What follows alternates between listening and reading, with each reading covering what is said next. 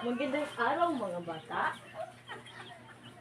No, tumayo muna ang lahat para sa ating unang panalangin. Sa ngalan ng Ama, ng Anak, ng Espiritu Santo. Amen. Diyos namin makapangyarihan, salamat po sa araw na ito. At sana po ay gabayan niyo po kami sa araw na ito. Sa ngalan ng Ama, ng Anak, ng Espiritu Santo. Amen. Magandang umaga ulit mga bata. So, bago kayo umupo, pakipulot muna ng mga basura na nasa ilalim ng inyong mga upuan at pakihanay na rin ang inyong mga upuan. Okay, tapos na ba? Maaari na kayong umupo. No? Bago tayo magsimula sa ating paksa, ay magtatala muna ako ng mga lunugan.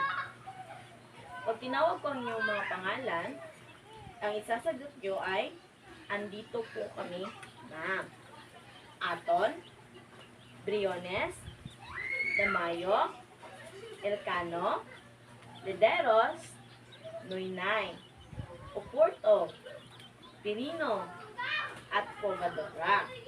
Okay, magaling no? At nandito kayong lahat. Walang lumiban sa ating klase. Bigyan niyo naman ng inyong mga sarili ng isang masigardong palakpakan. Okay, bago tayo magsimula sa ating paksa, ay papaalala ko muna sa inyo ang ating mga alipin.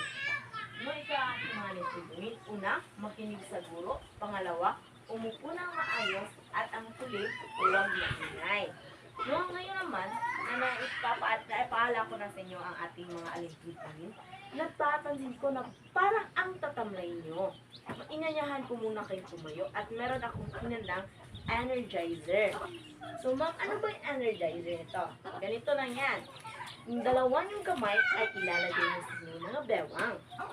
At pag sinabi kong kanan, ay ikakanan nyo ang inyong mga bewang. At pag sinabi ko namang kaliwa, ay ikakaliwa nyo ito. At pag harap, haharap. At pag likod, ay ililikod rin. At pag sinabi ko sayaw, sasayaw kayo. Na parang uod na pababa. Yung parang ganito. Okay. Nagkakaintindihan ba? Okay, simulan na natin. Kanan, kaliwa, harap, likod, kanan, kaliwa, harap, likod, sayaw! Sayaw! O, hindi ko nakitang sumayaw si Covadora. Uulitin natin. Sige, kanan, kaliwa, likod, harap, sayaw! Sayaw! Okay. Nabuhayan na ba kayo? Okay, no? At nabuhayan na kayo. Bigyan nyo yung sarili nyo ng isang masigarbong palakpakan. No, maaari na kayong umupo. Okay. Sa puntong to, ay isasabihin ko na sa inyo kung ano ba ang ating mga layunin. Ngayon.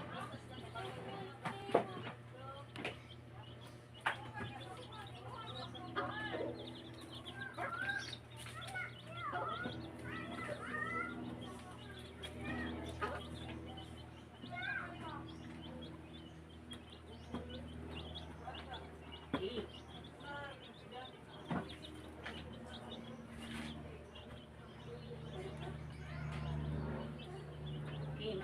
Babasahin ko ha. Una, ay ipapaliwanag ang pagkakaiba ng mga Athens at Sparta sa kanyang edukasyon, pamahalaan, lungsod, estado, at mga kababaihan. Elcano, maaari mo bang basahin ang ating pangalawang layunin? Okay? At ang pangatlo naman ay nakakalahok sa diskusyon sa kabihas ng klasiko ng Greece at ang panghuli ay napapahalagahan ang kontribusyon ng mga Greece sa mundo. Ngayon naman, meron na ba kayong ideya kung ano ang ating tatalakayin ngayon? Okay, sabi niyo na meron na daw. Ano ba ito? Patungkol sa Greece kaya? Ngayon naman, ay meron akong hinandang gawain para sa inyo. So, tinatawag itong interpretasyon. Meron akong ipapaskit ng mga larawan sa pisara at sasabihin nyo kung ano ba makikita o naiintindihan nyo sa mga litrato na pinaskit ko. Nagkakaintindihan ba? Okay, so sisimulan natin. Ito na ang unang litrato.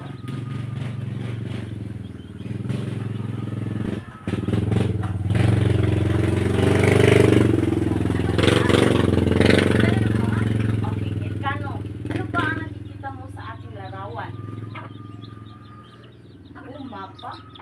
Ano kayang mapa ito? Mapa ng Greece?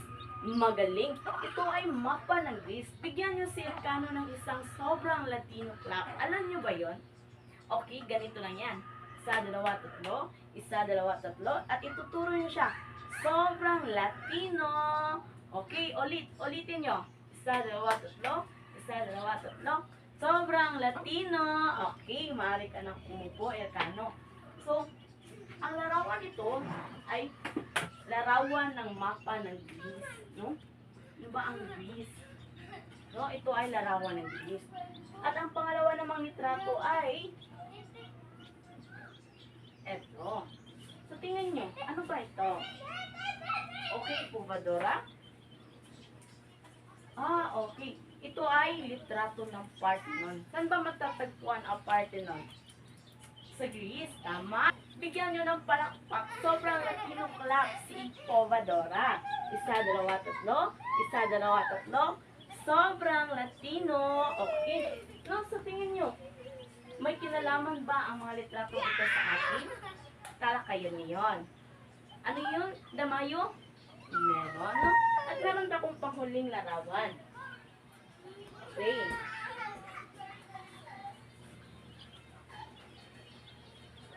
So, tingin nyo, anong larawan yan? Okay, Wena?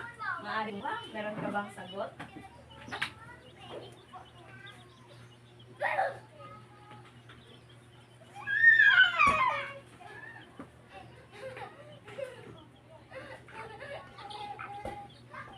Tama. Ito ay larawan ng Greece sa kasalukuyan. No? Sa tingin nyo, meron na ba kayong ideya kung ano ang ating tatalakayin ngayon? So, ang ating tatalakayin ngayon ay ang kabias ng klasiko ng Greece.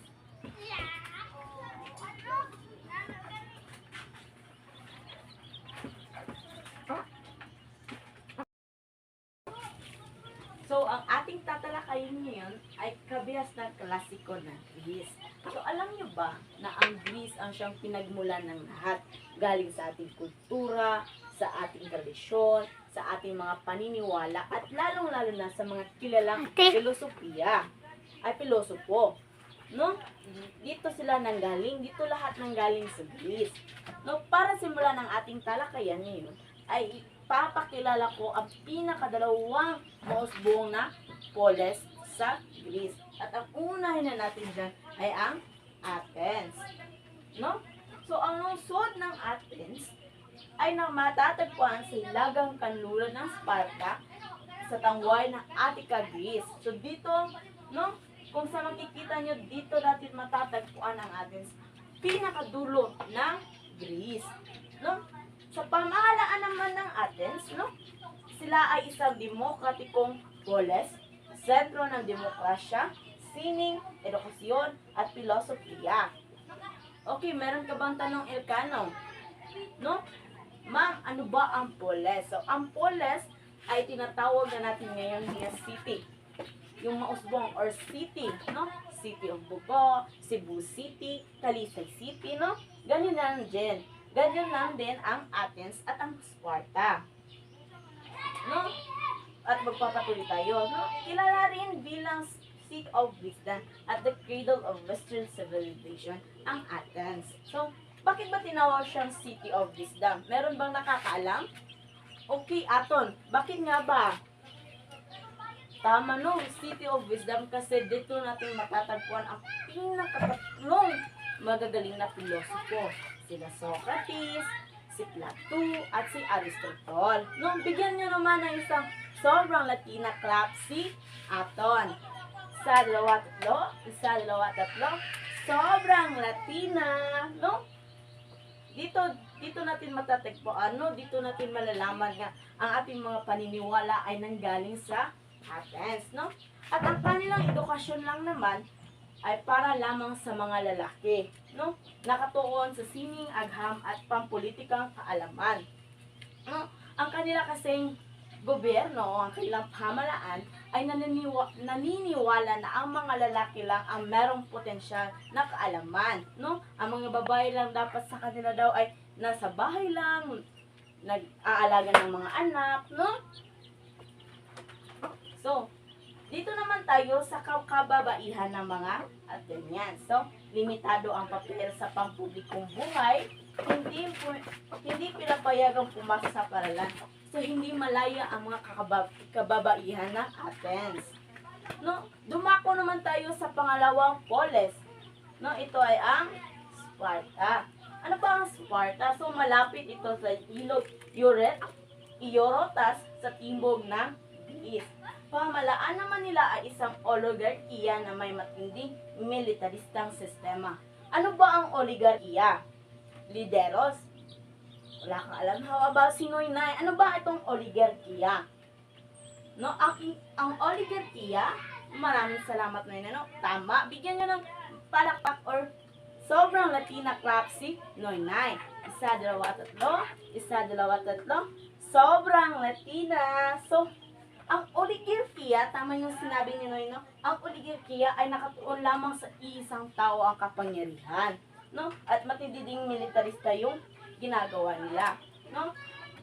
Sa nababasa nyo, pinapahalagahan ng disiplina at lakas militar, no?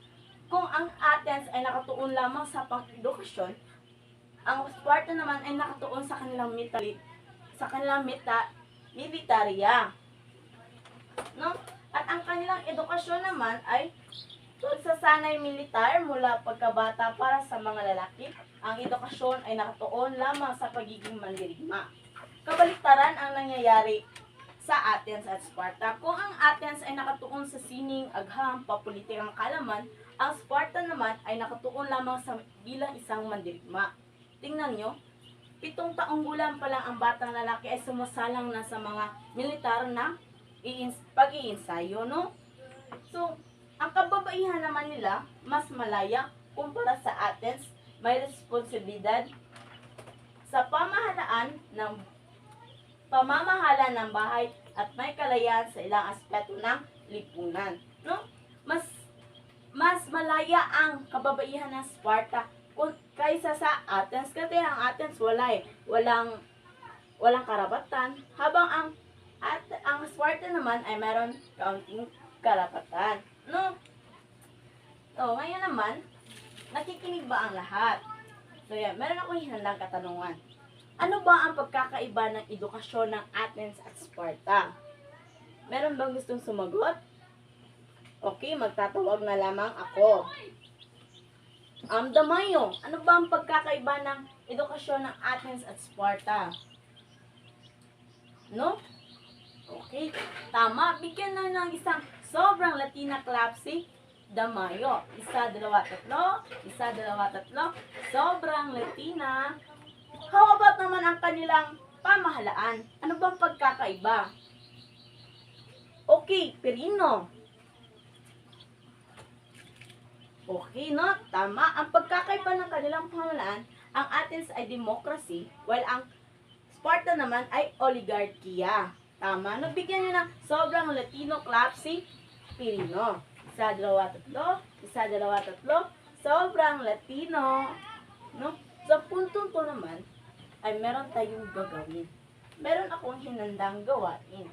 Tinatawag kong itong dampi dupot. No, paano ba ito laruin? So, hahatiin ko kayo sa 2 pangkat. Sige, magbilang. Okay, ang unang pangkat ay dito po pwesto at ang pangalawang pangkat naman ay dito, no? Sa larong ito ay mamimili kayo ng isang representante upang maglaro at isang representante naman na siyang sasagot sa mga tanong kapag hindi nadukot ng inyong kakampi ang basong ito. Sige, sino ang maglalaro para sa unang pangkat? Okay, si Oporto ang maglalaro sa unang pangkat. At sinong sasagot? Okay, si Aton ang siyang sasagot. How about naman sa pangalawang pangkat? Okay, si Povadora ang maglalaro at ang sasagot ay si Briones. Maaari na kayong tumayo.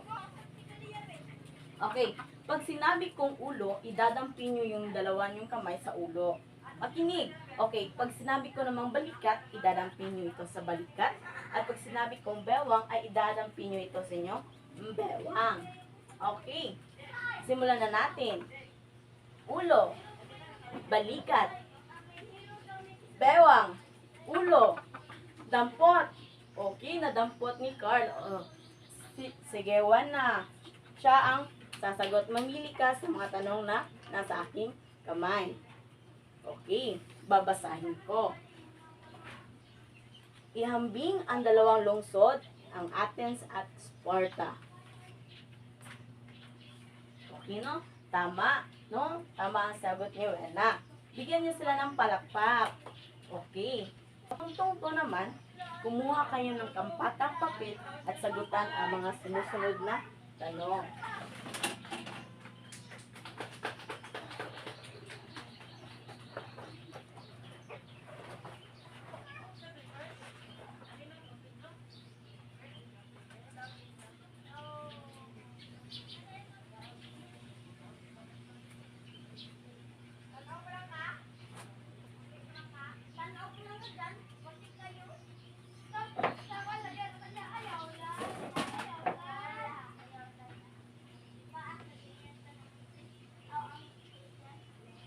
Sige na, sagutan niyo na ang mga tanong.